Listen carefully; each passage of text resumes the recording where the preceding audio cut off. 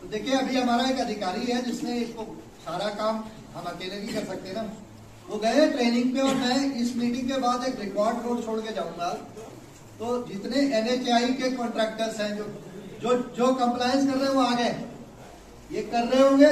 करला प्रोजेक्ट भी ये भुगत चुके हैं। यहाँ पे 8.33% जो है आपका पेंशन में चला जाता है। EDLI एक स्कीम है जो पिंक कलर की यहाँ पे आपको स्टैंडी दिख रही है, इसमें इसके पूरे डिटेल्स दिए, यहाँ से फोटो भी खींच सकते हैं। डिपॉजिट लिंक्ड इंश्योरेंस स्कीम इसको बोलते हैं, employees deposit linked insurance scheme. इसका पैसा एम्प्लॉय को नहीं देना होता है, एम्प्लॉयर ही देता है।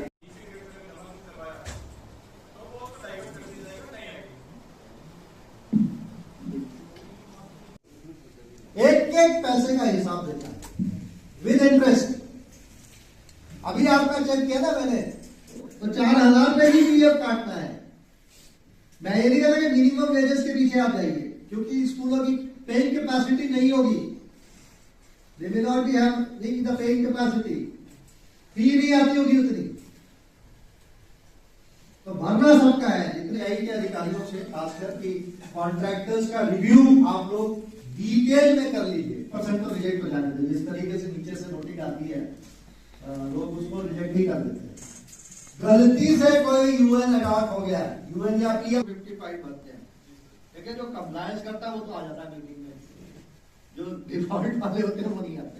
देखो क्यों नहीं आते हैं लोग यहाँ पे। तो एक दिन गाड़ी वाड़ी लेके निकला जाए देवेंद्र जी, है? अभी कोई कॉन्ट्रैक्टर नहीं, किसी और का कोई सब कॉन्ट्रैक्टर है? Yes sir. हाँ आप बताएं। सर मैं संगवान से आया हूँ, मैं सब कॉन्ट्रैक्टर हूँ PSJV के अंदर। एक मिनट इधर आके थोड़ा बोलिए जरा आवाज से। Mic. Golden public high school. कौन सा? गोल्डन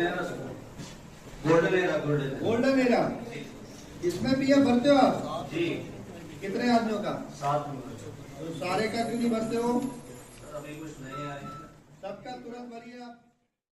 EPFO पूरे देश में विभिन्न जिलों में जो भी रीजनल ऑफिसर्स के जुरिडिक्शन में है, वहां पर निधि आपके निकट एक आउटरीच प्रोग्राम होता है जो अवेयरनेस के लिए किया जाता है। और इसमें आज DC ऑफिस रामबन में पूरे रामबन जिले के जितने भी अधिकारी थे और प्राइवेट सेक्टर के लोग और खासकर NHAI, इरकॉन, NHIDCL के कॉन्ट्रैक्टर्स को यहाँ पे बुलाया गया था। और शिक्षा विभाग के through majority of the private schools यहाँ आए थे। तो CEO साहब मौजूद थे और हमारे नोडल अफसर हैं ALC रामबन, उन्होंने इसको बड़े अच्छे से कोऑर्डिनेट किया।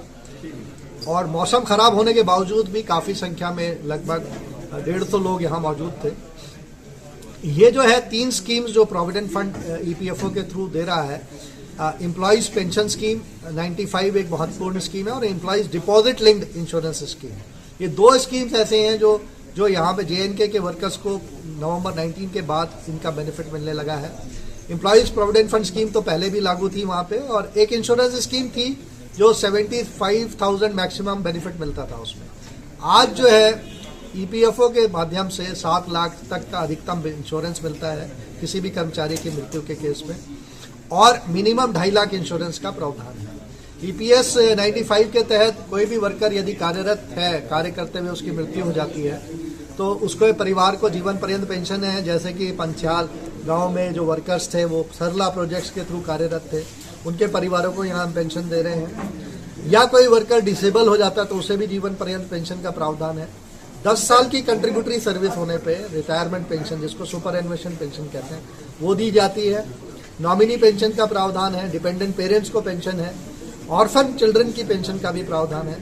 साथ के साथ PF के तहत विभिन्न प्रकार के एडवांस ले सकते हैं, चाहे बीमारी के लिए हो, चाहे मकान बनाने के लिए हो, चाहे शादी के लिए हो, चाहे पढ़ाई लिखाई के लिए हो। तो ये सारे सेलियन फीचर्स के बारे में एम्प्लॉयर्स को बताया गया।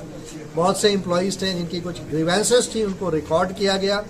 और विद्यालयों ने खासकर ये बात उन्होंने स्वीकारी कि कुछ लोग PF नहीं भर रहे थे, तो उनको थोड़ा सख्त निर्देश भी दिए गए कि समयबद्ध तरीके से वो प्रोविडेंट फंड का जो भी उनका छूट गया है, नहीं भरा गया है, वो आने वाले 3 मार्च तक 4 मार्च तक इसको भर, ताकि उनके ऊपर वैधानिक कार्रवाई ना करें।